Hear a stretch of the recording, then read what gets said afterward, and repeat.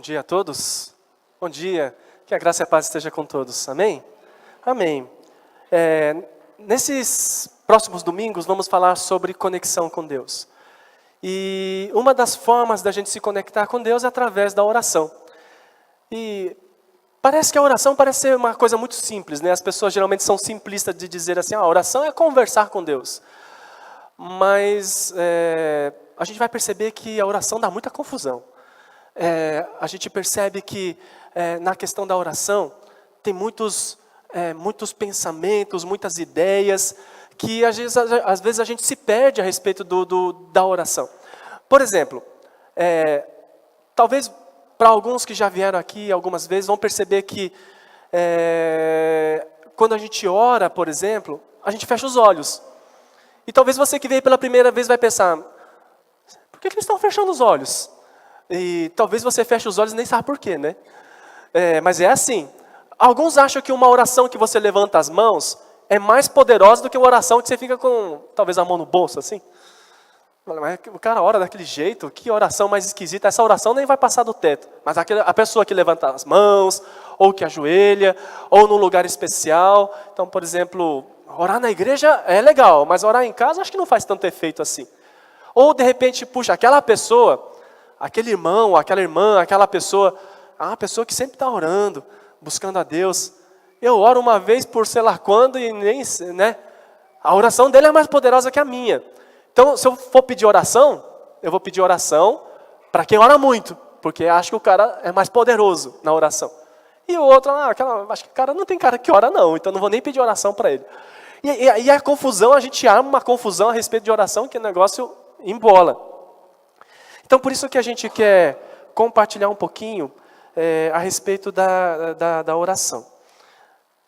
Então, a gente vai estudar juntos, ou vamos meditar juntos a respeito de alguns pontos importantes.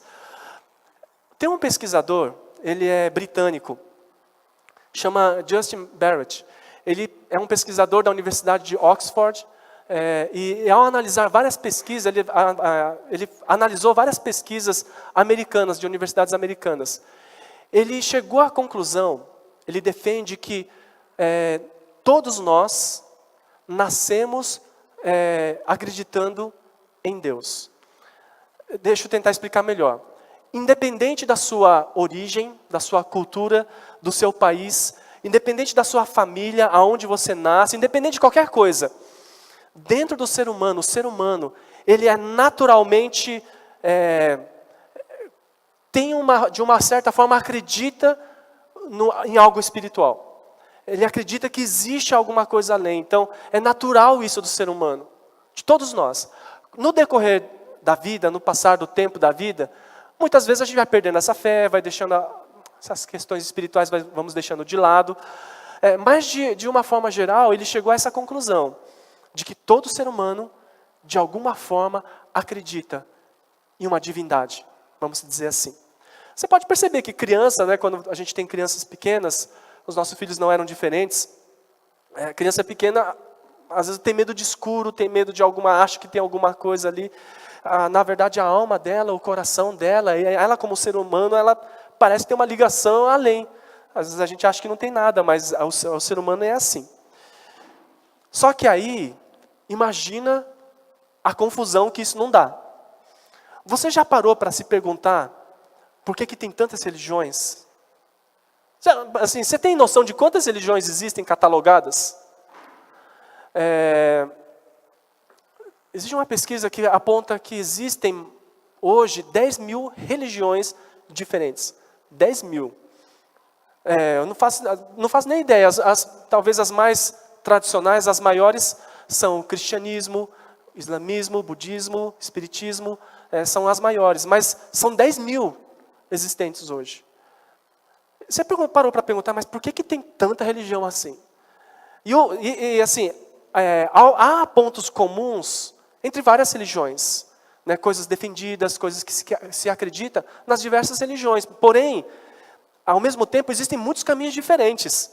Uma religião aponta para um lado, outra aponta para o outro lado. Por quê? Já parou para pensar? Uma das maiores perguntas da humanidade, pelo menos dos cientistas, da onde a gente veio?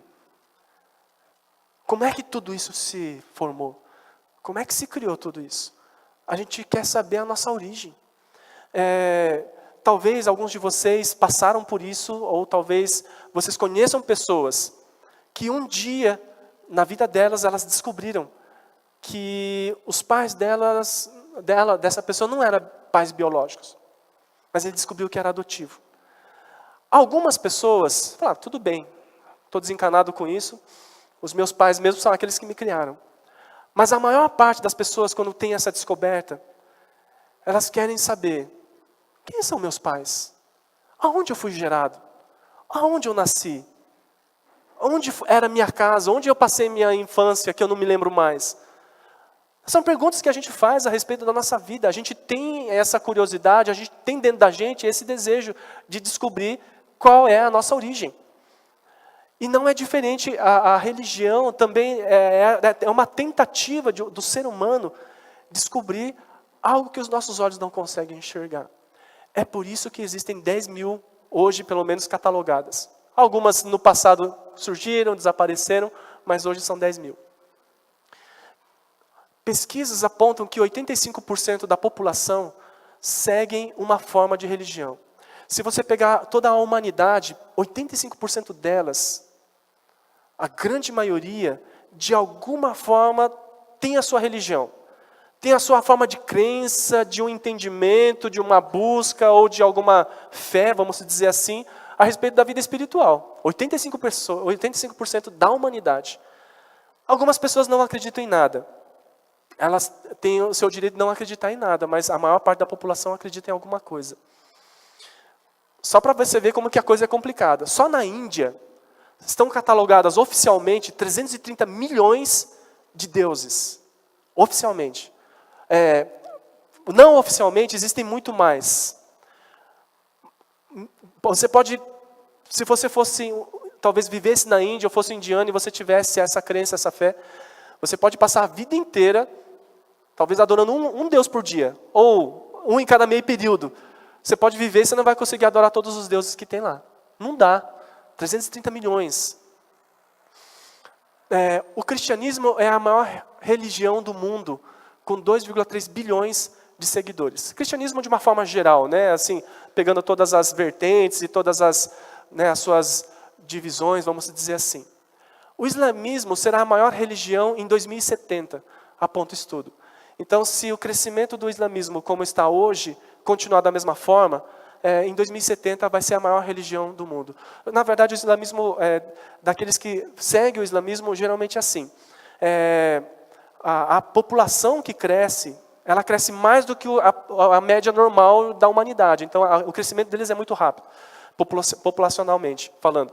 E a saída da religião também é muito pouca, é muito baixa. Então, eles crescem e não tem saída. Assim, as pessoas não saem do islamismo. Então, por isso que em 2070 vai ser a maior religião. Só que, se você parar para pensar um pouquinho, isso é muito complicado para a gente. Mortais, simples mortais. A pergunta é, e aí? Qual a gente vai seguir? Qual é a verdadeira? Qual que é o real? Porque o negócio é complicado, porque cada religião tem o seu Deus. Cada religião tem o seu sacerdote. Cada religião tem os seus rituais para você chegar a Deus, para você tentar chegar perto de Deus. Cada religião tem um procedimento, tem um processo, tem tudo. E cada religião tem uma forma de orar, uma forma de oração. E aí? Hoje, nós nessa manhã estamos reunidos aqui numa igreja cristã. Mas e aí, será que a gente está certo? Ou a gente está perdendo tempo? Será que o que a gente acredita é de verdade ou não? É complicado, você percebeu como é complicado? Por isso que a oração também se torna complicado, porque até dentro da própria oração de cristão, vamos dizer assim, existem várias formas. Tem gente que acha que sentado não pode orar, tem que orar ajoelhado. Tem gente que acha que tem que olhar de olho fechado, e tem gente que acha que não. Tem gente que acha que tem que orar nos montes, ir no monte e orar lá porque é mais poderoso. Mas se orar na casa, na sala bagunçada, no quarto bagunçado, não vai dar para orar, porque Deus não está ali. Então, é um negócio muito complicado. A gente tem muitos pensamentos a respeito disso daí. E uma coisa importante, que é igual time de futebol, que dá muita briga, religião também dá muita briga. Porque as pessoas acreditam de formas diferentes. E uma coisa importante que a gente tem que ter é respeito pelas pessoas. Cada povo, cada cultura, cada nação tem a sua dor, tem a sua luta, tem os seus medos. E baseado nesses medos, eles vão tentando criar caminhos para tentar solucionar os problemas deles. Então, cada um vai indo para o movimento. Então, a gente precisa respeitar, porque a gente não pode esnobar ninguém, ou por mais absurdo que para você pareça ser alguma atitude de uma certa religião ou um ritual que se tenha, nós precisamos ter o seu devido respeito. Porque, em última instância, todas as pessoas foram criadas por Deus, criaturas de Deus, e nós precisamos respeitá-las como criaturas de Deus. Talvez para você que mora no Ocidente, nós que moramos no mundo ocidental, e talvez a gente tenha um pouquinho mais de ciência, vamos dizer assim. Você tem as enciclopédias, tem a escola, tem o Google, e a gente descobre algumas coisas. Mas para alguns povos ainda, eles cultuam coisas que talvez para você seja estranho. Por exemplo, lá na Indonésia, existe um povo que cultua um vulcão, nos dias de hoje. No passado isso era muito forte, mas ainda existem tribos que vão até o vulcão e fazem suas oferendas. E qual o propósito disso? Aplacar a ira de um Deus bravo, que uma hora ele pode soltar fogo e pode destruir a nossa aldeia, pode destruir a nossa plantação, pode destruir a nossa família. Então eles estão tentando dar um jeito para que isso não aconteça. Essa é a forma de religião deles. O termo religião vem do religar. Religião é a tentativa do homem se conectar com Deus. Conectar com algo que vai além da nossa vida natural. Essa é a nossa busca. É natural nosso. E na Bíblia não é diferente. A Bíblia diz assim, lá em Salmo 42, 1, 2, como a corça anseia pelas correntes das águas, assim a minha alma anseia por ti, ó Deus.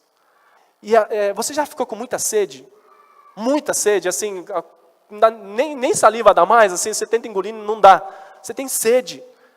É essa sede que ele diz que a alma tem sede. E a nossa alma tem sede de buscar isso. Isso faz parte da gente, faz parte de você, da minha vida. Todos nós, de alguma forma, buscamos alguma conexão, algum contato, alguma coisa que nos conecte com algo espiritual. É a nossa busca. E a Bíblia diz assim, que esse salmista diz assim, eu tenho, assim como a corça tem sede pelas águas e procura a água, a minha alma procura por ti. Léo, obrigado, viu? Deus abençoe, obrigado. Vocês querem água ou não? Eu estou com sede. Eu fico fazendo vontade em vocês, nós estamos falando de água e tal. Tem água aí na frente. Mas a minha alma anseia por ti. Só que existe uma coisa interessante que o salmista fala, que eu tenho sede de Deus, mas do Deus vivo. Olha, numa boa, eu tenho certeza que nem você nem eu quer perder o tempo da sua vida buscando um Deus que não é vivo. Um Deus que não existe. Um Deus que não fala, um Deus que não ouve, um Deus que é longe, um Deus que... perder tempo. Ninguém quer perder tempo. É ou não é? Bom, nós temos 10 mil opções. Aonde está Deus vivo nelas? Aonde? Eu não quero perder o tempo da minha vida, eu não quero perder o meu esforço, eu não quero perder os meus pensamentos, a minha energia, os meus recursos, eu não quero trazer uma oferta para um Deus que não responde, que não é vivo, que não existe. É isso que o salmista diz, eu quero um Deus, mas ele tem que ser vivo, real. Esse é o anseio do salmista. Deixa eu perguntar uma coisa para vocês. Você já escreveu cartinha para o Papai Noel? Não, eu estou falando sério, viu? Cartinha para o Papai Noel, quando você era pequenininho, criança, já escreveu? Escreve até hoje, né? Talvez. Não, hoje não mais, né? Olha, tem muitos Papai Noéis por aí, não é? Tem alguns que são verdadeiros, tem alguns que são meio falsificados. Eu tenho o maior respeito com os Papai Noéis de shopping. Mas ele é um tipo de Papai Noel que não adianta você escrever cartinha, não adianta você falar, sentar no colo dele e falar assim, então, Papai Noel, eu queria ganhar uma bicicleta, porque eu fui tão legal esse ano. Eu fui bonzinho, obedeci meus pais, eu tirei notas boas na escola. Algumas eu fui mal, mas eu fui bem. Aquele Papai Noel que está no shopping, ele vai falar, puxa, muito bom, muito bem, parabéns. Cara, e presente nada, você não vai ganhar presente dele, de qualquer shopping que for. Não dá certo. Qual o Papai Noel que você tem que mandar a carta? O que te vai dar presente, ou não é? Você tem que mandar uma carta para um Papai Noel de verdade. Porque esse de shopping não funciona. Mas se você conhece o Papai Noel de shopping, não tem problema. Dá um abraço nele, tirar foto com as crianças. É legal, entendeu? Mas ele não é um Papai Noel de verdade, porque ele não vai te dar presente. Sabe qual é o Papai Noel que funciona? Ai, Deus, não, peraí. Tirando o espírito, vamos nesse mundo aqui, vai, no Brasil. Sabe qual é o Papai Noel que funciona? É o Papai Noel dos Correios. Já ouviu falar dessa campanha? Papai Noel dos Correios é assim. Bom, como a criança já sacou que mandar carta para o Papai Noel de shopping não funciona, e às vezes o papai e a mamãe estão apertados em casa, para onde ele vai mandar? Para o correio, é ou não é? Manda a carta para o correio, para o Papai Noel. Para o Papai Noel, o correio se vira para entregar. É mais ou menos isso. Mas os Correios, eles criaram uma ação de acolher essas cartas e de disponibilizar de forma que as pessoas possam adotar essas cartas e trazer o presente que a criança está pedindo. Não é legal? Então, no final, talvez até alguns de vocês tenham até participado disso. Então, quem são os Papai Noéis? São vocês, que respondem de verdade. Então, se você quer mandar uma carta e ganhar presente, manda para lá. Aí você pensa, não, mas deve ser pouco, né? Que vai responder. Mas olha só, isso foi em 2015. Foram recebidas no Brasil inteiro aproximadamente 830 mil cartas de crianças para o Papai Noel. Só que dessas 830 mil foram selecionadas 569 mil. Ah, mas por quê? Deixa eu te explicar por quê. É porque assim, tinha algumas cartas esquisitas lá. Por exemplo, tinha uma carta de uma criança de 7 meses pedindo tablet, porque queria assistir desenho.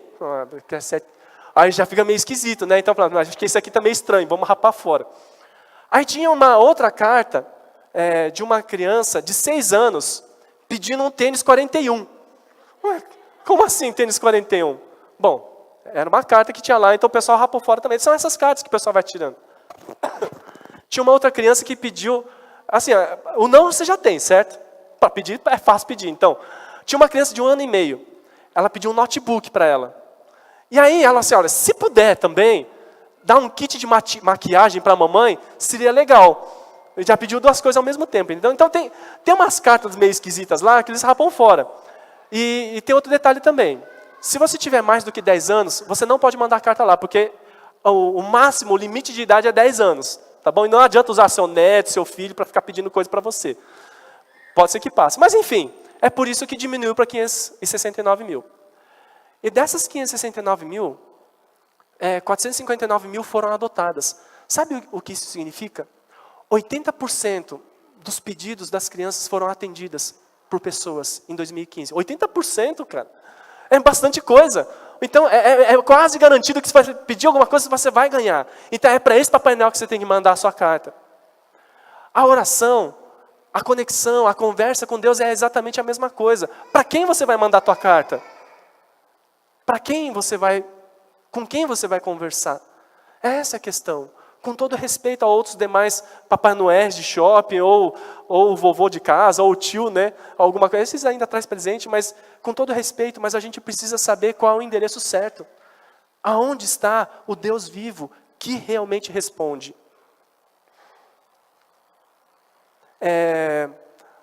Tem nesse mesmo salmo, um pouquinho mais para frente, ele diz assim: quando poderei estar na presença dele, na presença de Deus? Noite e dia, as lágrimas têm sido o meu alimento. A angústia. Olha, eu não sei o que você tem, ou o que você deixa de ter, ou o que você conquistou na sua vida, a posição que você ocupa, eu não sei. Mas, vai passando a vida, a gente vai percebendo que algumas coisas não preenchem aqui dentro. A gente pode ter muitas coisas boas. E é bom que você desfrute de todas essas coisas boas que Deus te deu. Mas ao mesmo tempo, todas essas coisas boas nem sempre suprem algo que tem aqui dentro, uma angústia, um vazio, algo que te faz muitas vezes deixar em lágrimas. E aí o nosso anseio é: Deus, quando que eu posso te ver? Eu posso te ver? Eu posso entrar na tua presença? Eu posso conversar contigo? A maior parte das religiões, existe um processo muito complicado para você talvez poder alcançar aquela divindade, aquele Deus. E eu e você? Cara, mas eu sou pecador pra caramba, eu faço coisa errada, eu pensei besteira, falei palavrão essa semana, eu xinguei o motorista que estava na minha frente, eu fiz muita coisa errada, xinguei meu marido, minha esposa, dei uns tapas nos meus filhos, essa semana eu vacilei, eu fui vacilão total. E aí, você pode entrar na presença de Deus ou não? Cara, eu vou ter que pedir oração pro pastor ali, pastor Nori, porque, cara, eu tô sem condições, não dá, eu sou ruim mesmo, não dá. É essa sensação que a gente tem muitas vezes, não é? Jesus conta uma história muito interessante. Não é uma história verídica, ele está contando assim uma ilustração para poder falar a respeito de quem pode entrar na presença de Deus. Está lá em Lucas, né? Capítulo 18. Ele fala a respeito de um religioso. De uma pessoa que é religiosa, que está na religião, frequenta a religião, obedece a sua religião. Ele é chamado de fariseu. Se fosse nos dias de hoje, seria o pastor Nori. Não, ele não, eu. Ou, sei lá, nós aqui, religiosos. Esse pastor é fictício, tá bom? Não é de verdade, não é ninguém, então pode ficar tranquilo, é um pastor artístico. Só para tirar foto. Aí entra um pastor, então, um religioso, na presença de Deus, e começa a agradecer a Deus. Só que junto, aparece um outro homem, meio doido, que você fala assim: cara, quem é esse perdido aí? Quem é esse maluco? Deus não pode ouvir um cara desse. E Jesus fala que junto com esse fariseu entrou um cobrador de impostos. Com todo respeito também, se fosse nos dias de hoje, seria tipo um fiscal da Receita Federal ou alguma coisa assim, uma pessoa que trabalha com fiscalização. Hoje talvez nem tanto, mas naquela época o cara era muito mal visto. E ele entra então, ali para buscar a Deus, e o religioso começa a falar: Senhor, eu te agradeço, porque eu não sou igual a esse cara aqui. Graças a Deus, porque eu dou meu dízimo, eu dou minha oferta, eu vou todos os domingos na igreja, participo da Santa Ceia, eu ajudo as criancinhas, ajudo o pobre, eu participo da campanha de Natal dos Correios. Deus, eu sou bom. Obrigado porque eu sou bom, eu não sou tão ruim como esse cara aqui. E esse cara aqui, ele nem olha para o céu. Ele olha para o chão, ele bate no peito e diz: Deus, tem misericórdia de mim, porque eu sou um miserável pecador. E ele ficava se lamentando: Senhor, tem misericórdia de mim. E Jesus fala assim: qual deles Deus ouviu? Está na cara, né? É lógico que é o pecador. Salmo 51:17 diz assim, a Bíblia diz o seguinte: o sacrifício que desejas, isso falando a respeito de Deus, é um espírito quebrantado. Não rejeitarás um coração humilde e arrependido. Esse é a oração que Deus ouve. Não é uma oração de poder, não é uma oração porque você fez jejum e fez várias coisas, não é uma oração porque você foi para a igreja ou porque você fez tantas coisas bonitas e legais. Mas é uma oração de miserável mesmo. Essa é uma oração que Deus ouve. Talvez você já tenha ouvido falar do C.S. Lewis. O C.S. Lewis é o autor daquela crônica de Nárnia. Fizeram até filme e tal, tem vários livros. Esse cara era um ateu, ele não acreditava em Deus. Mas ao mesmo tempo ele é aquela busca da alma, de buscar algo, né? Sempre a nossa alma parece que está buscando isso. Ele teve um momento que ele teve um encontro com Deus. E ele se tornou uma pessoa que defendia a fé e lhe falava a respeito de Deus. E ele escreve o seguinte: o homem se aproxima mais de Deus quando, em certo sentido, se assemelha menos a Deus. Pois que diferença pode ser maior do que aquela que existe entre plenitude e necessidade, soberania e humildade, justiça e penitência, poder ilimitado e pedido de ajuda? Trocando em miúdos, o que ele está querendo dizer? A gente vai se aproximar mais de Deus quando a gente se sente mais miserável. Quando a gente sente que não dá. Quando a nossa alma está chorando. Quando as nossas buscas, a gente busca respostas e a gente não consegue encontrar respostas. Tem uma hora que a gente fala: Deus, tem misericórdia de mim, porque eu sou pecador. É justamente isso que ele fala. Deixa eu perguntar uma coisa para vocês. Você já viu isso daqui na sua vida? Um monte de vezes, né? Cara, esse é o terror. Imagina você já está com o filme queimado com a sua esposa. Você sabe que ela não gosta que você chegue atrasado. E aí, na hora que você vai avisar, falei, cara, hoje eu vou me atrasar de novo, não vai ter jeito. Você vai avisar, aparece um negócio desse, pá, cai o seu celular, acabou a energia do seu celular. Falei, cara, não acredito, agora que avisar, a casa vai cair. Hoje eu vou ficar sem janta, vou ficar sem cama, vou ficar sem nada. Vou ter que dormir com os cachorros hoje, né?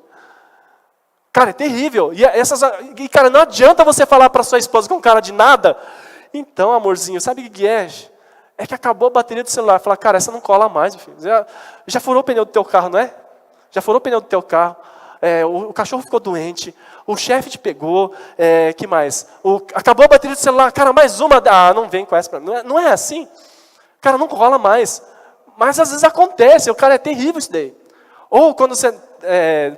o pessoal da manhã, alguns sabiam que era crush. É crush, né, que fala? Você sabe o que é crush? Não é aquele refrigerante cor de laranja, não. Crush é a paquerinha moderna, entendeu? Crush. Aí você está no teu celular esperando a ligação do seu crush. E o seu crush vai ligar. Cara, é o crush que está ligando. Acabou a bateria. Cara, é tenso. É triste demais. É ruim acabar a bateria. Aí você fica desesperado. Cara, onde que está? O que você vai fazer? E você vai procurar o carregador. Tem que botar o carregador nele. Tem que reconectar. Tem que colocar a energia nele. Não é assim que funciona? Então, a nossa vida é exatamente isso. Nós temos um pouquinho de carga na vida da gente, mas essa carga acaba. E sabe qual é um dos maiores medos que a sociedade, que a humanidade tem? É morte. Tem a nossa carguinha, talvez a minha... Cara, eu não quero nem ver a minha carga com a sua, porque o meu pode estar mais assim do que a tua, entendeu? A gente vai olhando, nossa, está no verde ainda, tá bom. Mas tem uma hora que fica no vermelho, você precisa reconectar. Porque a nossa fonte de energia, a nossa fonte de vida é limitada. Tem uma hora que ela acaba. E o surgimento de tantas religiões também é a tentativa de procurar resposta para a maior dúvida, a maior pergunta, o maior medo, que é a morte. Por que é que aquelas pessoas sacrificam no vulcão ali? Para não morrer logo. Ou para aplacar a ira. Para que haja comida, para que não queime a plantação deles, para que continue a ter vida, pelo menos por enquanto. Essa é a maior busca do ser humano, a vida e a luta contra a morte. E todas as religiões tentam procurar respostas para a morte, porque a nossa bateria está acabando. Você já conversou com alguém que está quase partindo? Você fica pensando, puxa, para onde que a pessoa vai? Aí tem alguns que falam assim, né? Isso contaram para mim, essa história, quando eu perdi meu pai. Mostrava uma estrelinha no céu. Ah lá, seu papai lá. Cara, talvez na época eu acreditasse, mas eu sei que papai não estava na estrelinha. Para onde que vai, né? E Jesus estava batendo papo com os discípulos dele. E Jesus sabia que estava chegando a hora dele partir desse mundo. E Jesus começa a falar com seus discípulos mais chegados, seus seguidores mais chegados. E o papo começa assim. Quer dizer, começa assim, mas tem uma hora que Jesus fala o seguinte: vocês conhecem o caminho para onde vou. disse-lhe Tomé. Só que um pouquinho antes, Jesus está falando assim, olha, eu vou voltar para o Pai, aquele que me enviou. Quem é esse Pai? É Deus. Eu vou voltar para Deus, da onde eu vim. E aí Jesus vai falando, então olha, vocês conhecem o caminho, está tudo certo, está tudo legal. E Tomé fala assim, Senhor, a gente não sabe para onde você vai, e nem tampouco o caminho que você vai. Foi a dúvida de Tomé e a dúvida que todos nós temos. Cara, eu não sei. Você sabe qual o caminho para a presença de Deus depois que morrer? Cara, eu não faço a mínima ideia. Quer dizer, é o que a gente pensa, não sei. A gente não controla isso. Deixa eu dar um exemplo para você, olha como a bagunça é generalizada. Vamos supor que a gente faz uma gincana aqui. Fictícia, mas vamos supor que fosse real. Falei assim, olha gente, é o seguinte, estamos nós aqui reunidos, ninguém sabe. Mas existe um tesouro escondido aqui na cidade de Mogi das Cruzes. Beleza? Mas eu não vou dizer para você onde que está. Você vai ter que procurar. Meu, aí imagina a bagunça que vai ser. Cada um vai para um canto. Aí um vai para o Rio Tietê, outro vai lá para a Serra, outro vai lá para Jundiapeba, outro vai lá para Brás Cubas, outro vai ficar aqui rodando pela igreja mesmo. Cara, cada um vai procurar o seu caminho. Mas e aí? Onde que é o caminho? Aonde está esse negócio escondido? É mais ou menos isso. A nossa busca por Deus é mais ou menos isso daí. A gente vai tentando buscar caminhos, e caminhos, e caminhos. Tem alguns que vão parar no nada, tem alguns que vão, talvez, ter algumas experiências, mas e aí? Qual que é o caminho? Essa é a grande dúvida da nossa dúvida também a respeito do Deus vivo. Onde está o Deus vivo? Porque eu não quero encontrar um Deus morto. E é justamente isso que Jesus está falando. Olha, eu vou voltar para o Pai, da onde eu vim. E vocês sabem um caminho. A pergunta que ele fez é o que a gente vai fazer. Mas peraí, Jesus, eu não sei o caminho, onde você vai? E aí que Jesus responde, eu sou o caminho, a verdade e a vida. Ninguém vem ao Pai a não ser por mim. Se eu deixasse um mapa para você, para nós aqui, para mostrar para você onde que você encontra esse tesouro, cara, ia facilitar a nossa vida, não é? Mas se você não tem mapa nenhum, se você não tem orientação nenhuma, a gente está perdido. Mas nós entendemos que a Bíblia, a palavra de Deus, as Escrituras, nós entendemos que é o apontar de Deus para um caminho. E Jesus diz o seguinte, eu sou o caminho, eu sou a verdade, e eu sou a vida. Ninguém chega até Deus se não for por meio dele. Mas folgado esse Jesus, né? Como assim? Qual é a dele? Eu vou dizer uma coisa para vocês, que religião nenhuma, inclusive o cristianismo, nem a IMEL, a Igreja Metodista Livre, a gente não salva ninguém. E nem somos também donos da verdade, nós detemos a verdade. Cara, a gente não é dono da verdade, não. Nós vamos participar da Santa Ceia. Talvez para os mais tradicionais pode ser que assuste, mas eu não quero te assustar, mas eu vou pedir permissão para te assustar um pouco. Mas eu vou dizer para você que o pão e o cálice de uva, ele não te salva. Não, não salva. Mas aquelas músicas que a gente cantou agora, aquelas músicas de Deus, cara, você pode cantar a sua vida inteira todos os domingos, mas não te salva. Mas esse banco que eu sento sempre no mesmo lugar, eu venho para o culto, para a igreja todo domingo e ouço a palavra. Desculpa, cara, mas isso não te salva. Mas eu ajudei na recepção, ajudei a fazer o cafezinho, ajudei com as crianças. Eu fiz jejum e oração, eu dei a minha oferta. Cara, que legal. Continua fazendo se você puder. Mas isso não te salva. Frequentar uma religião não salva ninguém. Religião é a tentativa do homem chegar até Deus. Mas Deus aponta um caminho. Nós entendemos que você vir para a IMEL não salva você. Aquela placa não salva você. Ah, mas eu gosto tanto daquela placa. Cara, se eu pegar aquela placa e for para o caixão com aquela placa, cara, eu não sei para onde eu vou com aquela placa. Talvez não vou para um lugar muito bom. Mas a placa não ajuda em nada. IMEL, ceia, música, ele aponta um caminho. Ele aponta para um ser humano, mas enviado por Deus. Jesus Cristo. Tudo aponta para Ele. Isso não é religião. A nossa tentativa de buscar a Deus, muitas delas são muito boas. tem ensinamentos muito bons e devem ser seguidos e observados com todo carinho, com todo respeito. Mas ligar com Deus é só Jesus Cristo. Não é cristianismo, não é igreja, nem Bíblia. Tem gente que fica segurando a Bíblia como se fosse um amuleto. A Bíblia não é amuleto para você ser salvo.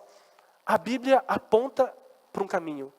A placa de trânsito, ela aponta para um caminho. As instruções apontam para um caminho. Só apontam, mas não salvam. Quem salva é Jesus Cristo. Isso é um dos pontos mais importantes. A maior parte das religiões, se não quase que a totalidade delas, elas ensinam muitas coisas. Mas a maior parte das religiões, elas trazem de uma certa forma julgamento, peso, juízo, condenação. E por conta dessa condenação, a gente tem que criar meios para nos livrarmos dessa condenação. Esse é o mecanismo de toda religião. Mas olha só o que Jesus diz, o que a palavra de Deus diz. Porque Deus amou tanto o mundo, que deu seu Filho único, para que todo o que nele crer não pereça, mas tenha a vida eterna. Deus enviou seu Filho ao mundo não para condenar o mundo, mas para salvar por meio dele. Para te salvar e para me salvar. Jesus não veio para condenar o mundo. Às vezes, até o cristianismo está equivocado em ficar condenando as pessoas, condenando o mundo, condenando religiões, condenando um monte de gente. Esse não é o papel que Deus nos chamou para fazer. Pelo contrário, a palavra de Deus diz assim que é justamente o contrário. Deus amou tanto o mundo que Ele mesmo fez, e Ele enviou o Filho dele para que as pessoas fossem curadas, restauradas, transformadas e preenchidas na sua alma através dele. Não tem outro caminho. Eu gostaria de convidá-lo. Você não é obrigado a acreditar nisso. Tem outras 9.999 opções para você pensar e ponderar. E respeitamos todas elas. Mas eu quero te convidar a pensar um pouco a respeito disso. Por mais que a gente busque, ainda assim existe um vazio dentro da gente. Alguma coisa lá no fundo que tem sede de algo. Eu quero dizer para você que isso só pode ser preenchido com Deus. Vivo. Porque morto não preenche nada. Mas vivo. E como é que eu faço isso? É simples demais. Você não precisa dar o seu dízimo, você não precisa deixar sua oferta, você não precisa fazer nada. Além de uma coisa, aquele que crê. Ou seja, é um posicionamento. Parece que esse é o caminho. Eu creio que é esse caminho. Eu quero entender melhor isso. Eu quero buscar melhor isso. Isso é você que decide. A gente não pode forçar você, coagir você, ou te condenar, ou te botar um medo para que você faça isso. Não. Você escolhe. E você tem a opção. Eu quero conhecer esse Jesus. Eu quero que Jesus faça parte da minha vida. Eu quero conhecer e buscar esse Deus que é um Deus vivo, verdadeiro. Com todo respeito a todos os demais. Nós não somos melhores do que ninguém. Estamos também na mesma busca, tentando compreender e entender o amor de Deus para com cada um de nós. Muitas vezes é incompreensível, mas a gente está tentando entender. Fecha os teus olhos, né? Nada especial nisso. Se você quiser ficar com os olhos abertos, pode, mas se você ficar com os olhos abertos, você vai ficar olhando para o meu cabelo, meu óculos, você vai ficar olhando para alguma coisa, aquele pão ali, de onde que é. Então, fecha os olhos para você se concentrar, é só isso, tá bom? Então vamos fechar nossos olhos. E vamos ter um momento de conversar com Deus. Eu quero te convidar, talvez seja a primeira vez que você ouviu a respeito de tudo isso, hoje. E você tem a opção de poder, quem sabe,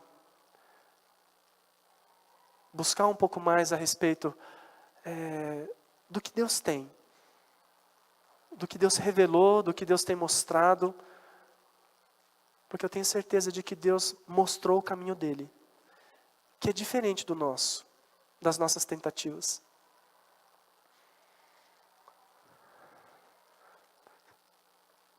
Se hoje você gostaria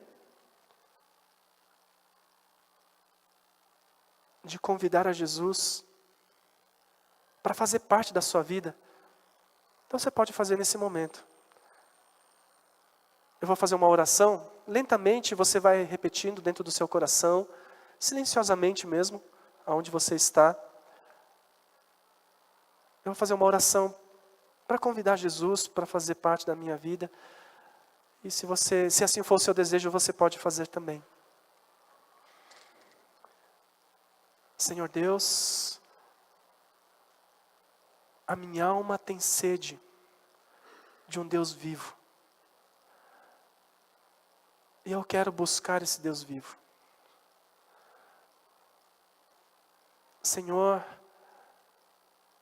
eu entendi pela Tua palavra que Jesus é o único caminho para chegar até o Senhor. Porque Ele não foi um homem comum, mas foi o próprio Deus que se manifestou aqui nessa terra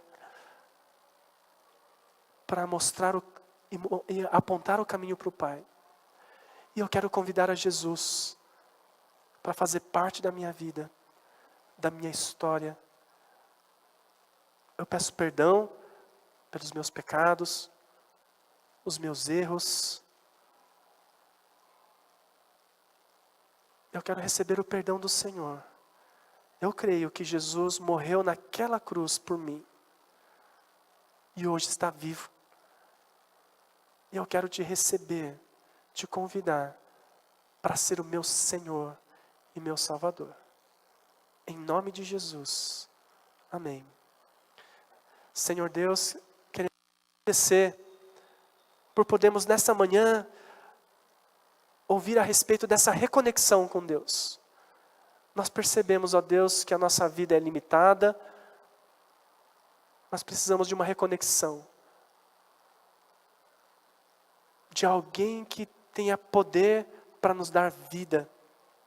Essa é a nossa maior luta, Senhor Deus, como seres humanos, como humanidade.